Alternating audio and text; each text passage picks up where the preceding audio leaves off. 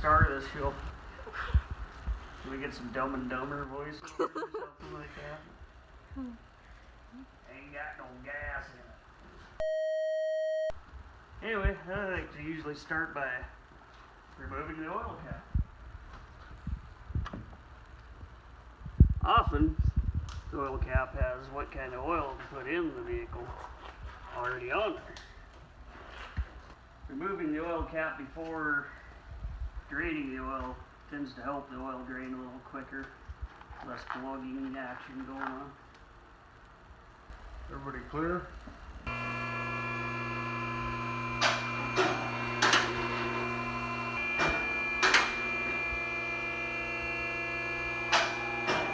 Well, then you usually use a set of ramps to get the front end of the vehicle lifted up higher, and then you just use a drain pan laying on the ground. You could use a wheeled creeper to roll under the vehicle, or in a last ditch effort, you could always just use a sheet of cardboard to keep yourself clean. Take a quick check of see if anything's out of place, which here we obviously had a bad light plug, so just put that there. It's pretty quiet in here. Looks like the sun. So here we have our oil drain plug. On a rear-wheel drive vehicle, it's very easy to distinguish your oil drain plug from your transmission pan. Some of them have a plug in them. This one here does not, but oil drain plug and the transmission drain plug, if it is equipped with one, will be very close, so you really want to make sure which one you're draining. We have our 15mm wrench here. Take our plug out. Now we'll stand back a bit and spin the oil drain plug all the way out to drop our engine oil. It also helps if your vehicle is good and hot when you're changing your engine oil. That gets all your contaminants and stuff stirred up, and make sure you get all the nasty stuff out of your oil that comes out with it when you change your oil.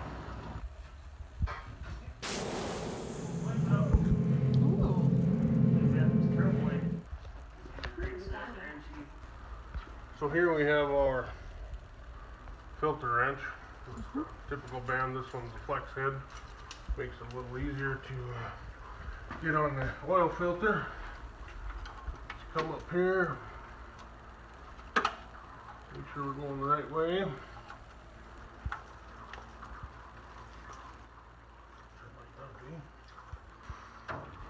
Loosen our oil filter. Now this is usually very hot, so be careful that you don't burn yourself. And as you spin it off a ways, it'll start to drain oil down, so give it a few seconds to let that filter drain out.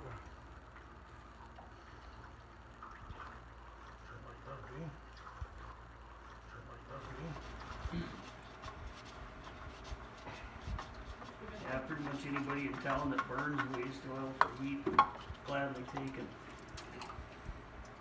After it drains a while, I spin the oil filter off and let it completely drain. You roll them up around it? Yeah. So, as your oil is draining, I like to take this time to check my front and rear differential and my transfer case to make sure they are full of fluid. Make sure you take your check plug out, and your drain plug is at the bottom.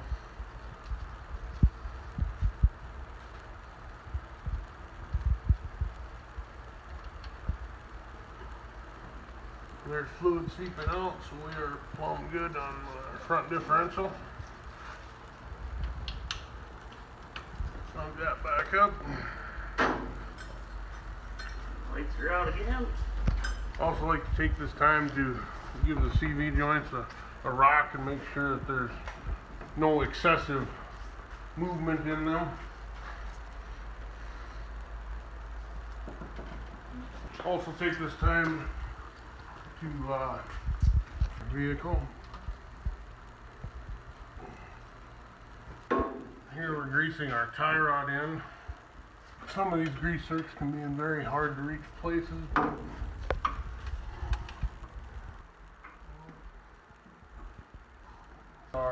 axle seal is leaking here. At some point that one will need to be replaced. That's why it's a good idea to always check your differential and make sure that it's full of fluid. Well, at this point we will inspect our oil drain plug. A lot of them now have a magnet at the tip, so you can kind of see if there's any metal contaminants being caught in your oil, indicating some engine wear. This one don't look too bad at all. So we'll reinsert it back into the oil pan. Yeah, we'll give that a good snugging up. This here is an aluminum engine oil pan, so you don't want to get real crazy and strip the threads out of it. Just a good hand snugging is usually quite ample. Yeah, now you'll see Ethan putting a little engine oil on the seal of the new filter. That aids drastically in easing removal of it at your next service. We will thread it back on.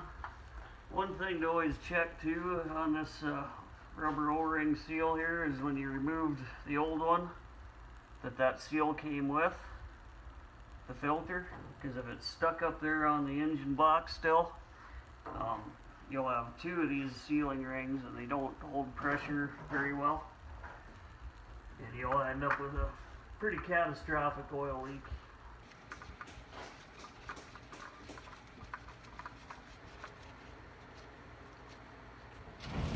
Again, on these, they're in a very tight spot, hard to get a good grip on. Hand snug is usually good enough, but where they're really hard to get a grip on, just give it another maybe half turn with your oil filter wrench. Alright, from here we'll move back to our transfer case. Here you'll see is the drain plug for the transfer case. And up here, very obscured and hard to get at, is the fill plug. In this particular unit, it's 18 millimeter.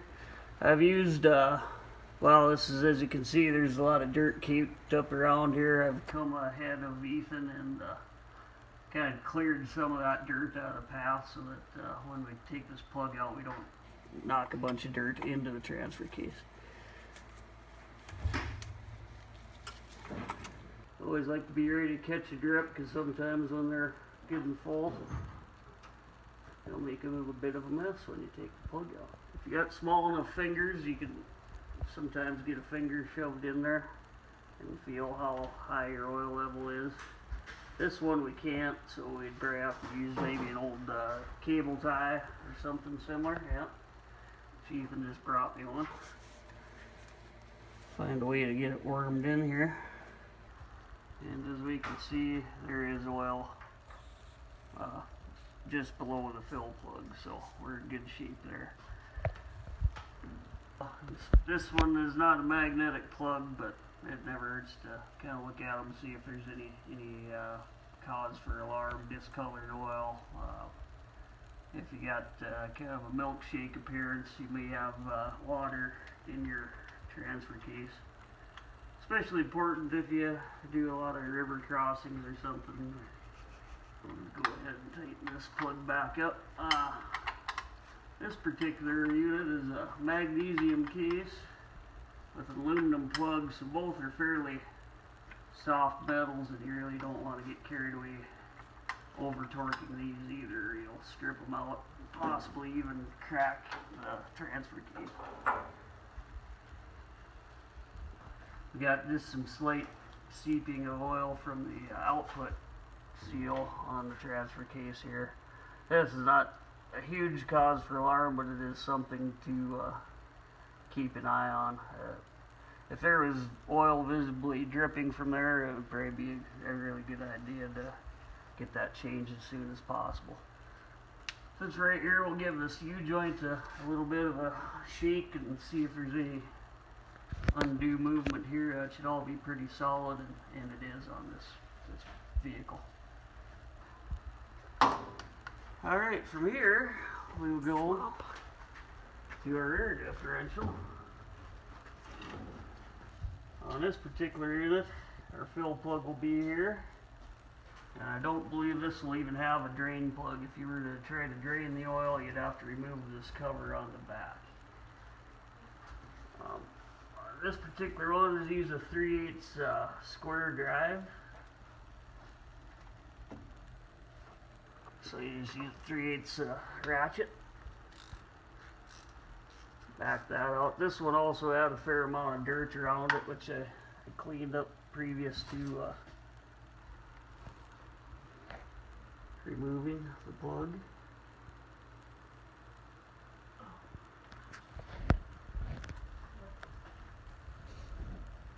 Once again, inspect your plug, make sure there's nothing, no silver sparklies or anything to cause any grief there. This one, once again, just to the bottom of the fill plug is the correct oil level. And once again, we'll just sneak a zip tie in there to see if the oil's up there. And it is. We're also in good shape there. Reinsert our plug.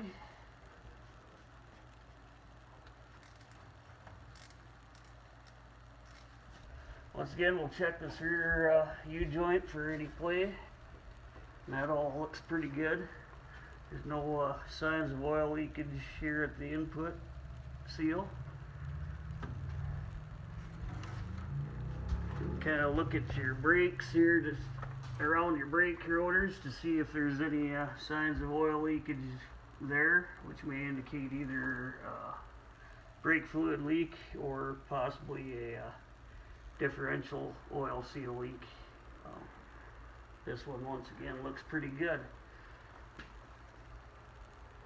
Yeah, on this particular unit, as you may or may not be able to see, that rim, there's been some scarring from a rock being stuck in between the brake caliper and the rim itself, or a groove into that wheel, which is not ideal. That's now a weak point in the wheel, and it could fail.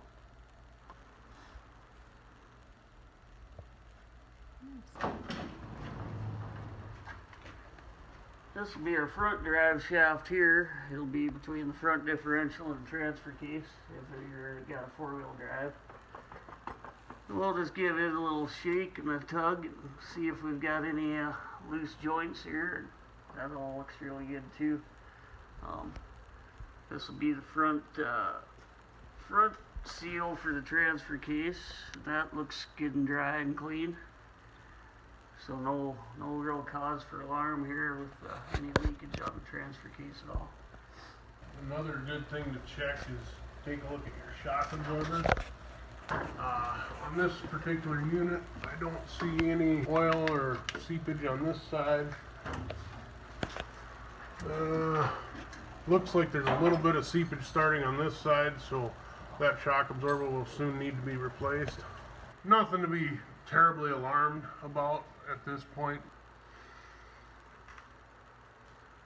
Never a bad idea to give your tire out a little shake as well. A little movement this way, that's normal, but if you have excessive play side to side, that's never a good sign. These both feel very good. Since you got it up on a ramp, you can look at your tires. If my Suburban was up here, the inside, well, I rotated them recently, but the inside was worn down more than the outside, which means my tire was not aligned correctly. That can be due to just normal wear and tear, your Right. ball joints being bad, tire rod end going bad or being out of adjustment. There's a lot of parts that tend to wear out on your steering and suspension. Did we talk about like how often you should do a full check like this? I like to do a full check like this every time I change oil. A full full service, full grease. A lot can happen in your 3 to 5,000 mile interval if that's what you're running. On a conventional oil, my oil change interval is 3,000 miles, and on a synthetic, my oil change interval is 4 to 5,000. One thing about vehicle maintenance is your oil change is about the cheapest maintenance you can ever do to your vehicle. A good habit to be into. It definitely saves wear and tear on your vehicle. At this point in their oil change, I like to let my vehicle down to, about here. And check the air in our tires.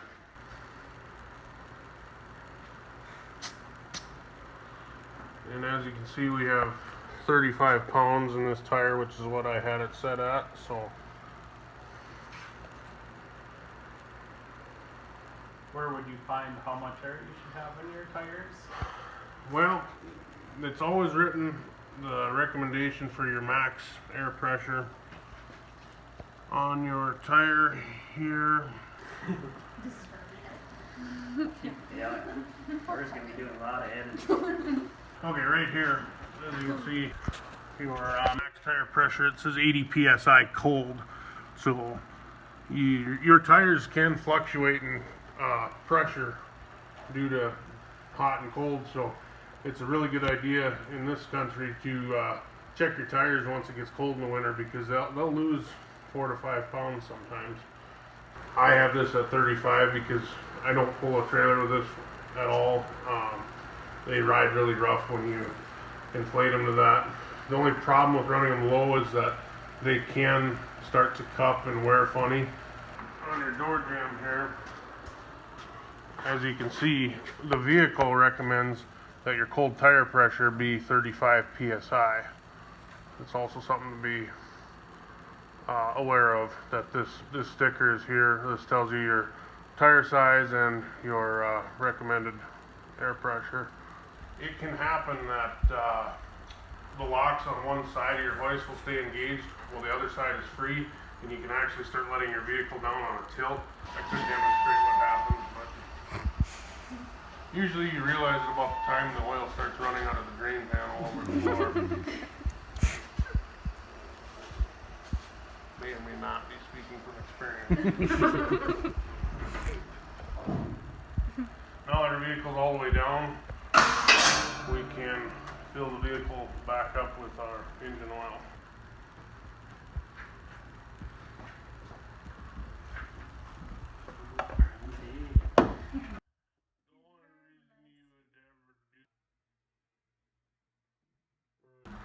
We had a mosquito fogger like that. Put our oil cap back on, and we'll proceed to check the fluids in the vehicle. As you can see here, we have our engine coolant, which is within our normal range. It's nice and full. Over here we have our brake fluid. As you can see, it's up there, so that's in our normal range. Down here we have our power steering fluid. And this has a dipstick, which, as you can see, it's right up to the line, so that looks good. Also, this is a good time to fill your washer fluid, which is right here. Careful not to mistake your washer fluid with your antifreeze overflow if your vehicle is equipped with one that's not pressurized.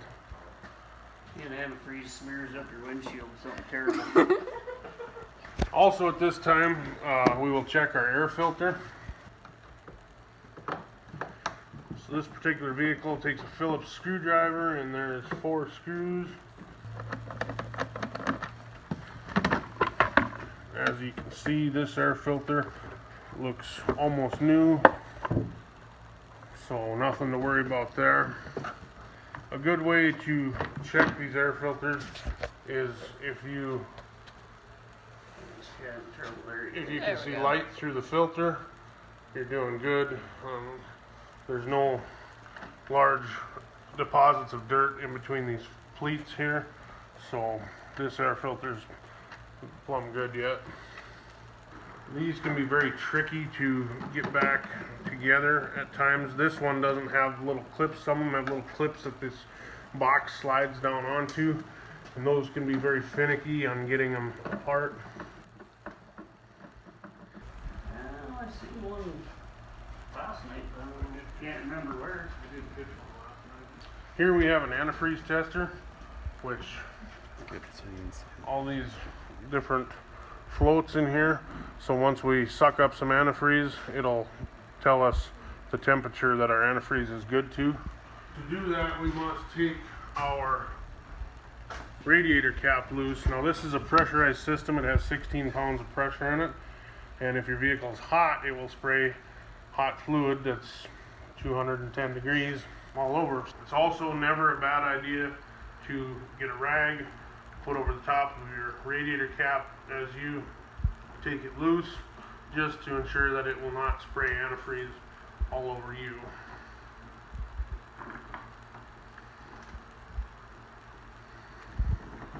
Squeeze our bulb on the top, dip it in, and here you can see that all of our balls float. Oh, one dropped. So this antifreeze is good to -31. At this point, we will start our vehicle now that it has been filled with oil. Always make sure that you refill your vehicle with oil before you start it. First thing I do after I start my vehicle is I come out and I look underneath it to make sure that nothing is leaking. And at that point, after you verify nothing is leaking, you proceed to check your transmission fluid. Now, on vehicles with automatic transmissions, the transmission fluid must be checked while the engine is running and the transmission is pumping. Your transmission fluid will be your red dipstick. This one is in a very nice location. Some of them are not. So, as you can see, the transmission fluid is up to over the top of the two bubbles. So that means this one is plumb good. Your transmission fluid should also be checked hot because fluid expands with heat. So if you fill it cold, you could potentially overfill your transmission, which can cause transmission to blow out your transmission vent and make a mess. Also, while we're here, we're going to check our belt. This one, the belt looks very good. Don't see any signs of cracking or weather checking on the back side of the belt here. I don't see anything that's alarming on the outside. Take note that the alternator, there's a little bit of grease around here, which means that there's a little bit of grease seeping out of the front bearing. That's cause for the alternator needing to be replaced soon. It's definitely something to keep an eye on. Another thing to look at is to make sure that nobody has robbed the caps for your AC line, because you definitely don't want a bunch of gunk filling up in there. If your vehicle's been serviced, sometimes the caps don't get put back on, so something to watch for there. Now, after your vehicle's sat for a few moments, we can check the engine oil with the yellow dipstick. You want to wait at least a minute to check your engine oil to let the oil run back down to the bottom of the oil pan before you check your oil. Always wipe it off once and then reinsert your dipstick. And as you can see, it is full of oil. If you don't know the oil capacity of your vehicle, it will be in your owner's manual. If you do not have an owner's manual, a auto parts retailer could tell you your fluid capacity for your antifreeze, your engine oil, your differentials, transmission and transfer case, and what fluid that they should have. It will state in your owner's manual what oil that you should use in the capacity, but it's also usually listed on the oil cap. The transmission fluid is usually listed on the dipstick itself, but it says Dextron 3 fluid only. So that would be the transmission fluid you'd want to buy for this particular vehicle. We'll also note our battery here. This one is a new battery, but batteries fail every 2 to 8 years. On this particular vehicle, you would have to remove this brace, remove your battery cables, and remove the battery hold down bolt to remove your battery. This one's pretty easy and straightforward.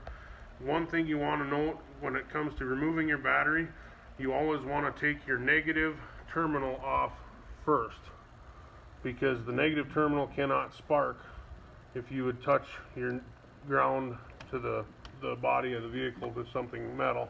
It will not spark. It will only spark if it's touched as the positive. And then removing it, you would then remove your positive cable. Now when you put it back together, you would put your positive cable on first, because that way if you would touch the fender here, putting your positive cable on, as long as this negative cable is not hooked up and the vehicle is not grounded, the positive cable will not arc on the fender of the vehicle. So something to keep in mind. Removal, negative first, then your positive. Installation, positive first, then your negative.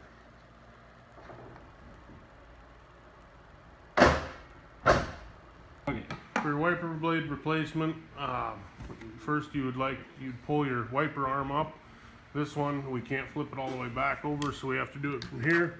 This one, there's a plastic clip that you peel up here, and your wiper blade is removed. It's also not a bad idea to put a rag under your windshield, so that way if this arm would just slip out of your fingers and slap against the windshield, that it doesn't crack it. With our new wiper blade, we open our clip up. We make sure we take the plastic protective strip off, and we reinstall our wiper blade.